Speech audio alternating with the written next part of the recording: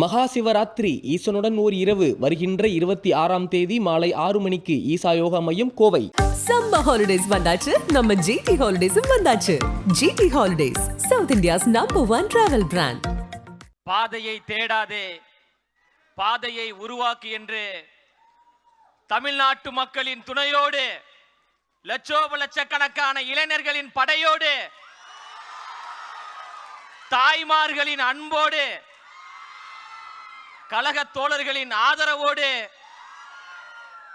கழக பணி செய்வதற்காக, மக்கள் பணி செய்வதற்காக நம்மளை மட்டும் நம்பியே வந்திருக்கின்ற தமிழ்நாட்டினுடைய வருங்கால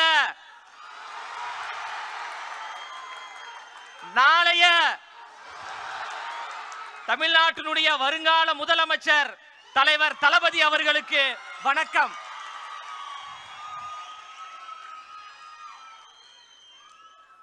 ஏற்றத்தாழ்வுகள் கூடாது, பிரிவினைகள் கூடாது, பாசிசம் கூடாது, பாயாசமும் கூடாது. நாம் எல்லோரும் சமம், பிறப்புக்கும் எல்லா உயிருக்கும் என்கின்ற சமத்துவ கொள்கைகளை முன்வைத்தும் அந்த கொள்கை கோட்பாடுகளை உள்வாங்கிக் கொண்டும் மதசார்பற்ற சமூக நீதி அரசியலையும் எங்களுடைய கொள்கை தலைவர்களாக இருக்கக்கூடிய பகுத்தறிவு பகலவன் தந்தை பெரியார் அவர்களையும், அறிவு ஆசான் அண்ணல் அம்பேத்கர் அவர்களையும், ஐயா கர்ம வீரர் காமராஜர் அவர்களையும், வீரமங்கை வேலு நாச்சியார் அவர்களையும், மக்கள் சேவகர் அஞ்சலை அம்மாள் அவர்களையும் கொள்கை தலைவர்களாக ஏற்றுக்கொண்டு தமிழ்நாட்டினுடைய அடையாளமாக, தமிழ்நாட்டினுடைய முகமாக, தமிழ்நாட்டினுடைய முகவரியாக இருக்கின்ற கழக தலைவர் அவர்களையும் நம்பித்தான் அரசியல் பயணத்திற்கு, சமூக பணிக்கு நாம் வந்து கொண்டு மிகப்பெரிய ஆலமரமாக இருக்கக்கூடியவர்கள் என்று சொல்லக்கூடியவர்களை நெஞ்சிரத்தோடு எதிர்த்து நாம் களம் செய்து மக்களுக்கு நல்லாட்சியை கொடுப்பதற்கு நாங்கள் தயாராக இருக்கிறோம் என்கின்ற தைரியத்தோடு இருக்கிறோம் என்றால்,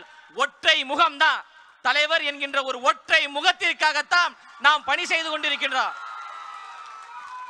தலைவனுடைய முகத்தை பாருங்கப்பா, முதல்ல எங்க தலைவனின் சிரிப்பை பாருங்க. எங்க தலைவனின் முகமும் எங்க தலைவனின் சிரிப்பு தான் எங்களுக்கான ஆயுதம், எங்களுக்கான அடையாளம். இந்த அடையாளத்தையும் இந்த ஆயுதத்தையும் வைத்து 2026 தமிழ்நாட்டில் தமிழக வெற்றி கழகம் ஆளுங்கட்சியாக இருக்கும் இருக்கும் இருக்கும் என்பதில் எந்த மாற்று கருத்தும் கிடையாது.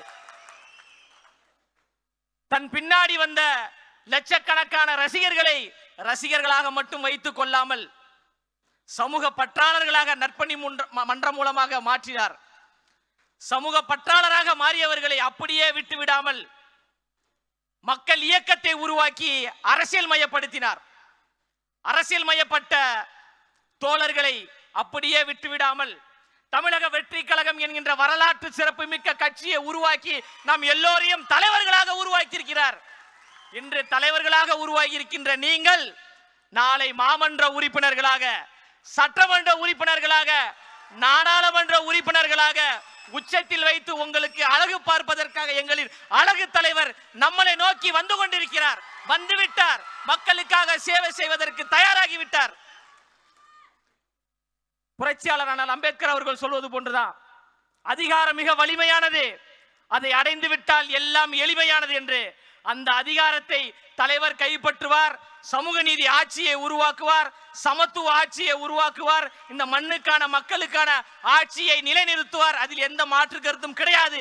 தியாக உணர்வோடு நமக்காக வந்திருக்கின்றார், தமிழ்நாட்டு மக்களுக்காக வந்திருக்கின்றார். நிறைய பேர் சொல்றாங்க, இவர்கள் எல்லாம் ரசிகர்கள் கூட்டம், இவர்கள் எல்லாம் நம்ம சாதாரணமாக கையாண்டு விடலாம், சாதாரணமாக அணுகி விடலாம் என்று நினைக்கிறாங்க. அவர்களுக்கு ஒன்றை மட்டும் நான் சொல்லிக் கொள்கிறேன். காற்றாற்று வெள்ளத்தில் கரைந்து போவதற்கு நாங்கள் ஒன்றும் களிமண்கள் கிடையாது. அந்த காற்றாற்று வெள்ளத்தின் திசை வழி போக்கையே மாற்றக்கூடிய கரும் பாறைகள் என்பதை யாரும் மறந்துடாதீங்க. அவர் என்ன சாதாரண தலைவரா? அவர் என்ன சாதாரண தலைவரா? தமிழ்நாட்டில் சரித்திரத்தை ஏற்படுத்தக்கூடிய ஒரு தலைவர், வெற்றி வீரராக, மாண்புமிகு தலைவராக, மண்ணின் மைந்தராக, பச்சை தமிழராக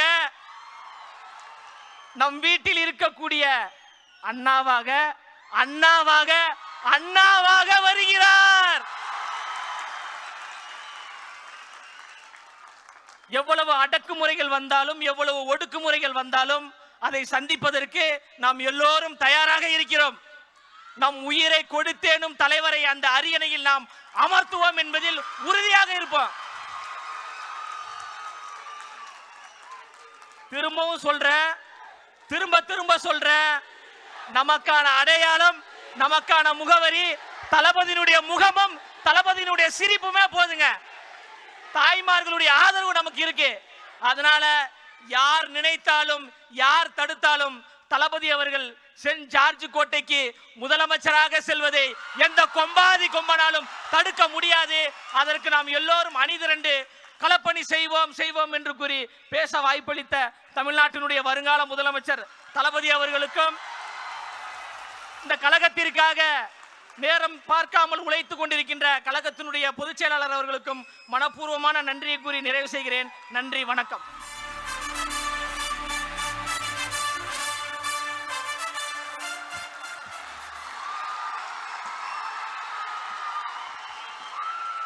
மகா சிவராத்திரி ஈசனுடன் ஓர் இரவு வருகின்ற 26ஆம் தேதி மாலை 6 மணிக்கு ஈசா யோகா மையம், Kovai.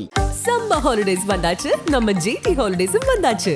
GT holidays, South India's number 1 travel brand.